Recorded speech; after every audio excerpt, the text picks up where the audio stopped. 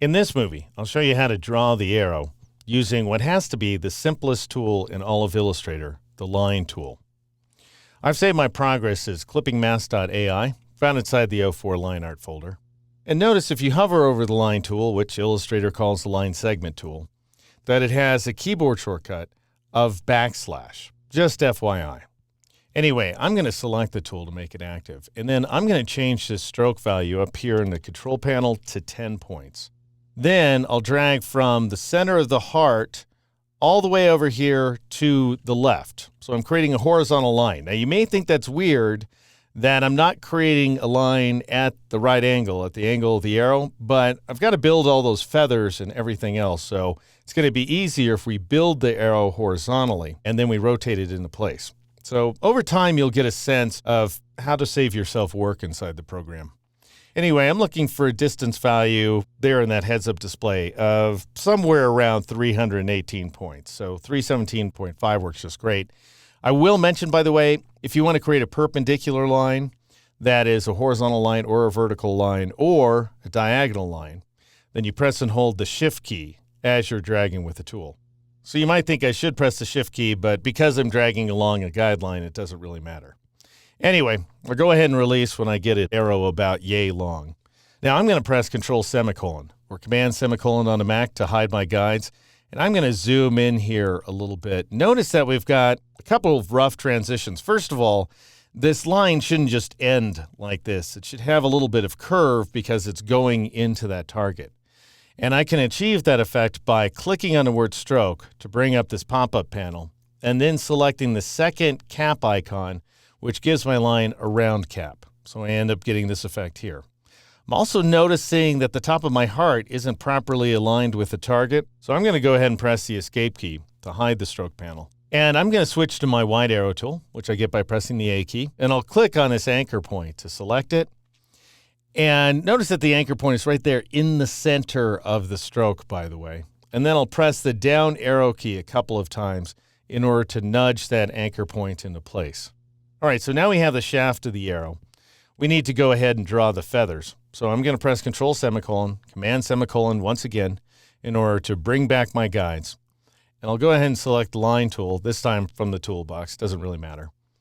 And I'm going to drag down from that anchor while pressing the Shift key so that I get a diagonal line like so. And I'm looking for a line that's about 55 points long. Again, I don't expect to get it exactly right, but I seem to have it at 55.15, which is just fine. And now I'll drag from this anchor point while pressing the Shift key over to the right until I have a line that's about 90 points long. And I seem to have nailed that one. Great. And then I'll drag from this final anchor point back up while pressing the Shift key. And I hope to snap into alignment with that guideline right there, but snapping doesn't always work so well with certain tools. And it might be because I have the Shift key down that it's not quite working. So I'll create a shorter line, but I do want to press Shift. I'll just create a shorter line like that one right there. And then I'll go ahead and switch to the wide arrow tool. I'll click off the path to deselect it. I'll go ahead and sort of marquee around that point in order to select the anchor point.